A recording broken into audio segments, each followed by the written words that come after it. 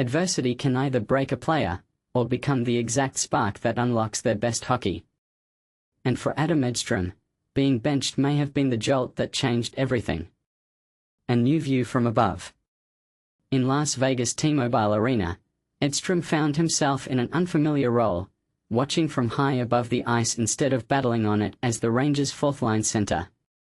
He was a healthy scratch for the first time this season, essentially sidelined to observe while his teammates played below. For a competitor used to contributing, that kind of night can sting, and also force some honest self-reflection. Edstrom's slump had been building for weeks.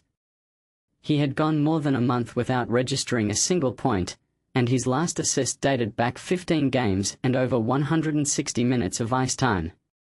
For a young forward trying to cement his place in the lineup, those are tough numbers to stare at. But here's where it gets interesting. From that press box angle, the game suddenly looked simpler. Turning a bench spot into a lesson. Watching from above, Edstrom realized he needed to slow down his game with the puck and make calmer, smarter decisions. He admitted he had been playing a bit tense, rushing his touches instead of trusting his instincts and size. That time out of the lineup became a chance to reset mentally, work on details, and quietly rebuild his confidence. Instead of sulking, he treated the scratch as a short break to regroup and refocus. He committed to coming back with more energy, more purpose, and a clearer idea of how he needed to play. And this is the part most people miss. Sometimes, stepping away for a moment is what allows a player to return sharper, freer, and more confident than before. Immediate impact after the shakeup. The turning point was a lineup shakeup by head coach Mike Sullivan, who sat Edstrom in favor of Juuso Parssinen, a player who has since been placed on waivers. For Edstrom, that move was a loud and clear message. His spot was anything but guaranteed. For a 25-year-old trying to build an NHL career, that kind of decision can either deflate you or flip a switch. In the 3 games since getting back into the lineup, the 6'7" Swedish center has started to answer that challenge in the best possible way, on the score sheet and beyond. He scored his first 2 goals of the season, including the eventual game winner against the St. Louis Blues, helping the Rangers snap a 4-game losing skid and get back to a .500 record. That kind of response does more than just pad personal stats. It tells the coaching staff this is a player who can handle pressure and bounce back. A mental reset and a confidence boost. Edstrom openly described the scratch as a wake-up call. He didn't feel he had been playing to his potential, and the night in the press box forced him to confront that reality. His mindset coming back was simple: skate hard, maximize every shift, and make the most of whatever minutes he was given. He framed the whole experience as a mental reset, an opportunity to clear his head rather than a punishment to dwell on. That shift in perspective matters. When a player stops worrying about mistakes and starts focusing on competing, confidence usually follows. The result for Edstrom has been a more relaxed, assertive game, where he looks less like he's trying to avoid errors and more like he's trying to make a difference. More than just goals and points. Interestingly, Edstrom's struggles began not long after linemate Matt Rempe went down with an injury in late October.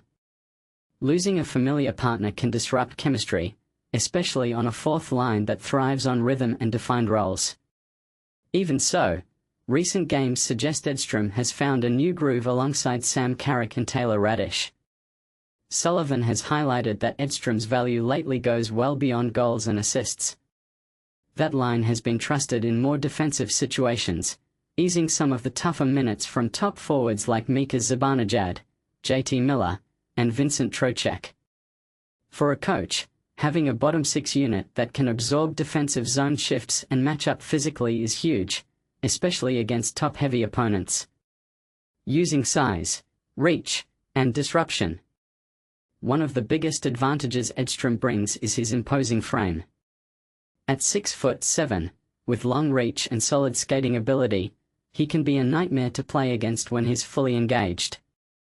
Sullivan has praised him for showing more urgency and attention to detail in his defensive game, two qualities that can turn a big body into a real shutdown presence. When Edstrom is dialed in, he can disrupt breakouts, close quickly on forechecks, and generate loose pucks simply by getting in lanes and leaning on opponents. Those small, gritty plays might not always show up in traditional box scores, but they help tilt the ice, wear down the other team, and create momentum over the course of a game.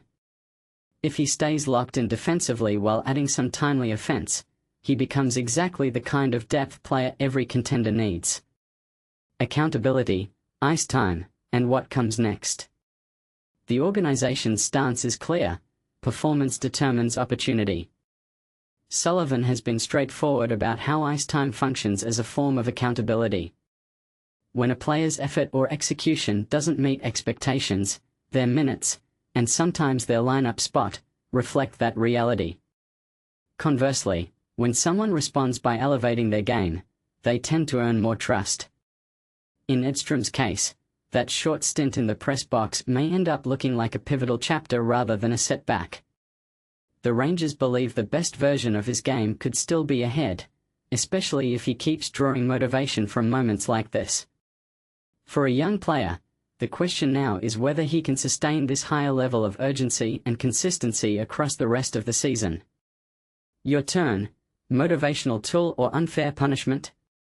Here's where it might get a bit controversial. Is benching a player one of the most effective ways to motivate them, or is it an old-school tactic that risks damaging confidence? Some fans love the message it sends about accountability and performance. Others worry it punishes players instead of supporting them through slumps. So what do you think?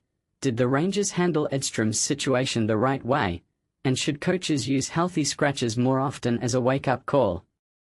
Or do you feel there are better, more constructive ways to help a struggling player turn things around? Share your take. Does this kind of tough love actually build better players, or can it do more harm than good?